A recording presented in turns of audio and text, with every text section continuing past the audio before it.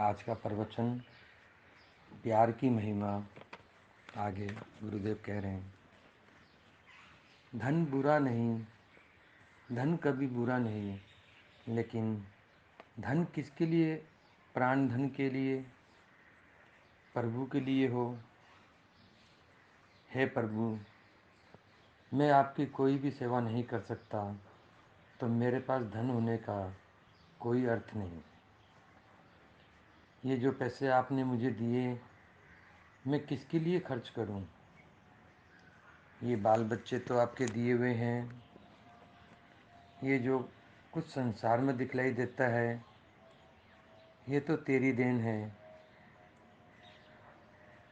अब तैने जो ये पैसे दिए, तेरी सेवा में यदि मैं इन्हें लगा सकूं, तो मेरा जीवन धन्य, नहीं तो क्या है। लोग इस पार्थिव धन के पीछे ही परेशान हैं, किंतु ये नहीं समझते जिसे प्यार का धन मिला, उसे तो सब कुछ मिल गया। किसी ने कहा, प्यार किया नहीं जाता, हो जाता है, होता है तो जाता नहीं। अगर एक बार प्रभु के चरणारविंद से किसी का प्यार हो गया, तो वह प्रेम की भावना हमेशा ही जागृत रहेगी। अर्जुन के हृदय में एक बार संदेह का बादल उमड़ आया। कहा अर्जुन ने, भगवान, जो आपके मार्ग में चलते हुए यूं ही शरीर का परित्याग कर दे, तो क्या उसकी ऐसी अवस्था नहीं होगी जैसे आकाश में बादल वायु के द्वारा न जाने कहाँ से कहाँ पहुँच जाते हैं। भगवान ने कहा, नहीं अर्जुन, मेरे रास्ते पर चले हुए एक एक कदम का मेरे हृदय पर मैं उसका हिसाब रखता हूँ। जिसने मुझे प्यार से बुलाया है, मैं उसे प्यार से ही बुलाता हूँ।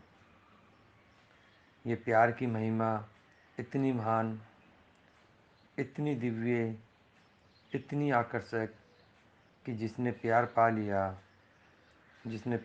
लिया प्रभु का, उसे और कुछ नहीं चाहिए। ये हाड़ मांस के ऊपर का आकर्षण है, ये तो केवल वासना है, और वासना से तो सन जाता है ये तन और मन। प्रेम क्या है? प्रेम तो प्रभु का है। जैसे दुनिया का सुख है, वैसे ही आनंद आत्मा का है। जब तक आप आनंद नहीं पा सकेंगे, तब तक आप प्यार से भगवान को याद कैसे कर सकेंगे। लोग कहा करते हैं कि जब हम भगवान को याद करते हैं, तो हमारा दिल हमारे घर के काम की तरफ दौड़ता है। आप ये समझें कि यदि आपकी गोद में बच्चा है, तो आप बच्चे की तरफ देखेंगे कि दुनिया की तरफ आपका ध्यान जाएगा। कभी नहीं। जब बच्चा आपकी गोद में रहता है, उस समय आप माँ हो, और बच्चा आपका प्यार पाकर तमाम बातें भूल जाता है।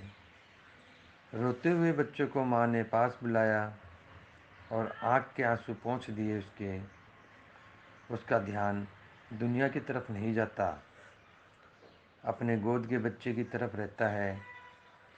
फिर भगवान को याद करते वक्त हमारा ध्यान दुनिया की तरफ दौड़ता है, तो हम उसके प्यार को, आनंद को कैसे प्राप्त कर सकते हैं।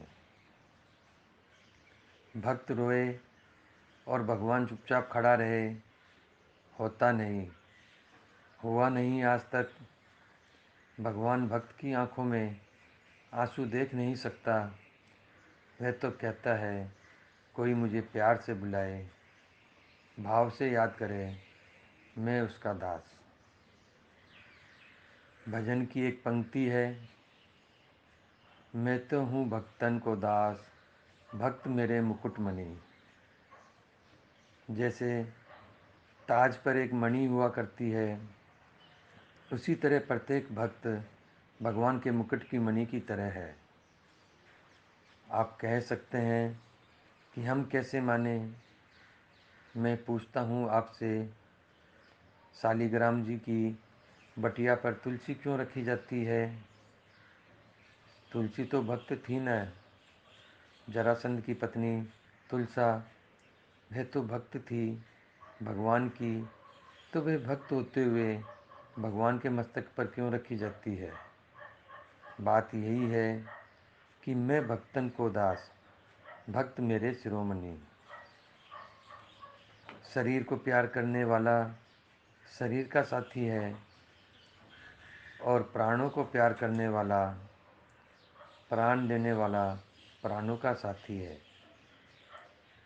शरीर का साथी पहले भी जा सकता है, पर प्राणों का साथी प्राण चले जाने पर भी वह साथ नहीं छोड़ता।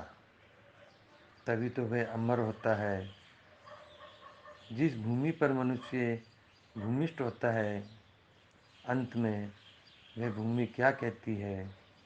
चल, तुझे सबने छोड़ दिया, घर वालों ने निकाल कर बाहर कर दिया, लेकिन मेरी छाती देख, मैं धरती हूँ, मैंने तुझे धारण किया है। अंतिम श्वास तक आ बच्चे मेरी गोद में आ, चाहे तुझे दफनाया जाए, चाहे तुझे जलाया जाए, मेरा हृदय सदैव है तेरे लिए। ये माँ की ममता बुरी बला है। जब उसके बच्चे पर आ पड़ी तो मैंने देखा, एक दिन हिरनी शेर से भी जा लड़ी। कहती है, मेरे रहते मेरे बच्चे को कोई आघात पहुँचाए नहीं, पहले मैं मरूंगी, फिर चाहे जो कुछ हो। ऐसी भावना रखने वाली है माँ। ये माँ का हृदय है। संस्कृत में एक श्लोक है, कुपुत्रो जायते कदापि चे कुमाता न भवति। लड़का कुपुत्र हो सकता है, पर माँ कभी नहीं। हरि ओम।